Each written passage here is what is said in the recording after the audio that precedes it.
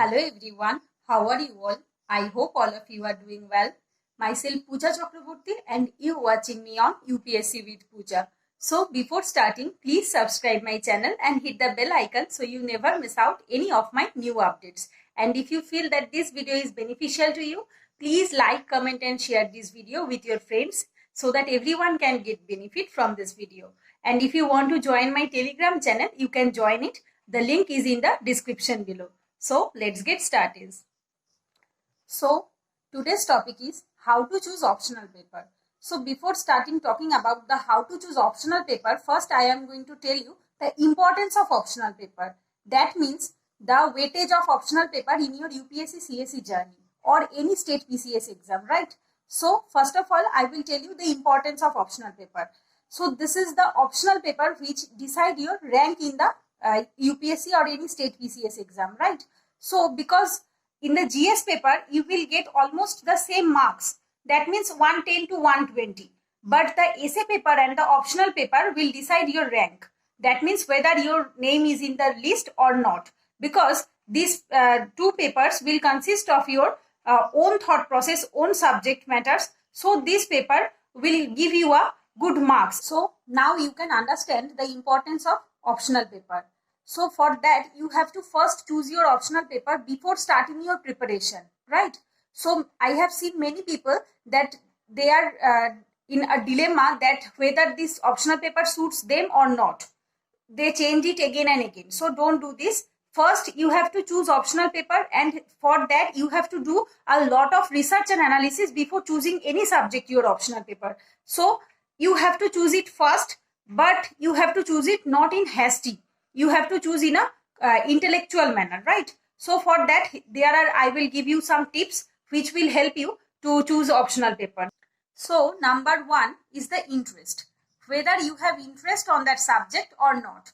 First of all, you have to be interested on that subject because you have to study this subject a lot for 1 or 2 years, right? So first 1 year is for the whole preparation, then the next 1 year is for your exam process. So in these 2 years, you have to be motivated and you have to be interested on that subject. So for that, you have to keep patience that you have interest on that subject and you want to read it. And this subject will your hobby or passion.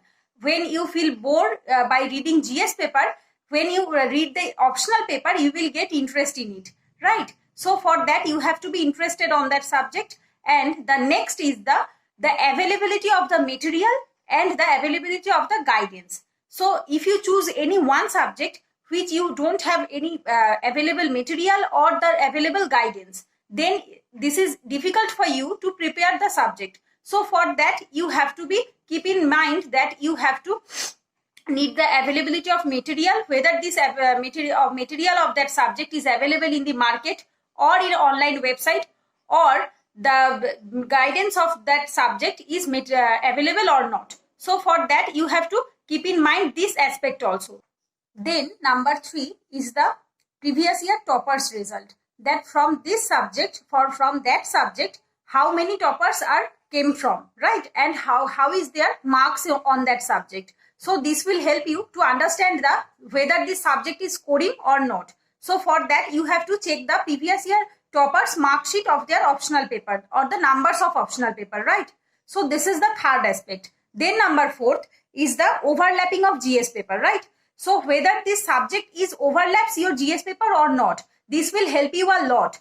First of all, I will tell you, those who have completed your post-graduation on any subject, you can choose them as your optional paper if this is available in your UPSC syllabus or not.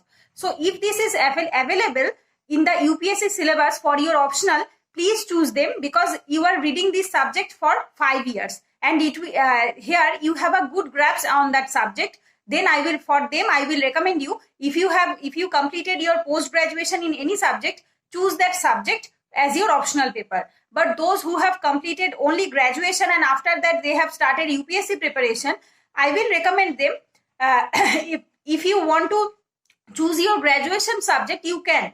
If you have interest in it and if you have enough available guidance and study material.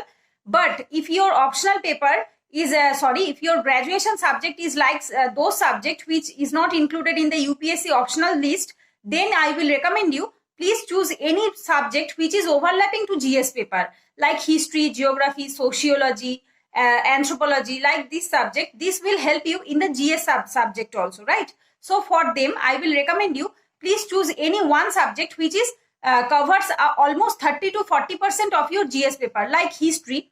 This in the GS paper 1, and this will also help you in the essay paper also. And then like geography, this is the most important of optional paper, like it covers GS paper 1, it covers current affairs, it covers GS paper 3, a broad section like economic geography, environmental geography. Then it will help you also in the essay paper. So here is some, and sociology. Sociology is also a important optional paper, because it also included in the GS paper 1, and it will also help you in the ethics paper also, and also help you in the essay paper. So here you will get some optional papers or optional subject which overlapping the GS paper. So those subjects is very much important for the choosing optional paper, because it will maximize your time for the revision of GS paper and minimize your time for the optional paper, right? So for them, for that subject, I will recommend you to choose any of the GS paper subject. If you have enough interest on that subject, then only.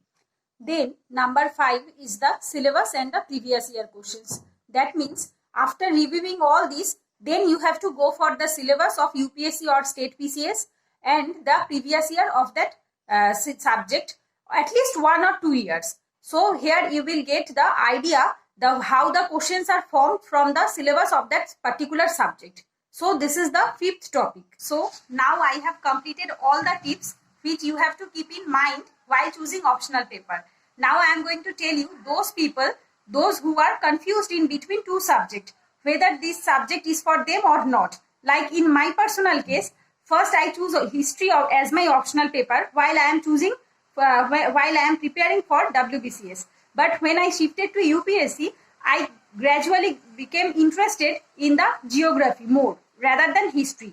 So then I have chosen geography as my optional paper. So for that, I grow interest in the geography. Then number 2, the previous year toppers result from the geography. Then the available guidance and material for the geography. So, and the previous year and the syllabus. So all these things helps me to choose the geography as my optional paper. Then if you face this problem that you are confused between two subjects, that whether this subject or not. So for them, I will tell you, first you have to analyze the both syllabus of that subject, like history and the geography. First you have to see the syllabus of the history and also the geography side by side. So first you have to see the syllabus of geography, then the syllabus of history.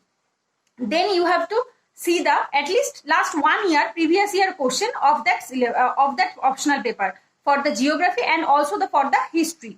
Then first you have to see syllabus, then second you have to see the previous year question, then you have to choose any one chapter, like one chapter from geography and one chapter from history. Then you have to read those 2 chapters in a very good manner. After that, you have to solve the previous year question from that particular chapter. So write the question, then check it by your any mentor or any guide. So those who can check your copies, please check by them. Then you will understand and get feedback by them. Then you will understand that this subject is your comfort zone or not. So after checking the questions, they will give you their suggestions, and you will understand also by yourself that this subject is for mine or not. So I think I have completed all the important tips to keep in mind while choosing optional paper, and I hope this video will helpful for all of you to choose any optional paper as a beginner. So that's it for today. If you like this video, please hit the like button and share with your friends, and don't forget to subscribe my channel. Thanks for watching. Take care. Goodbye.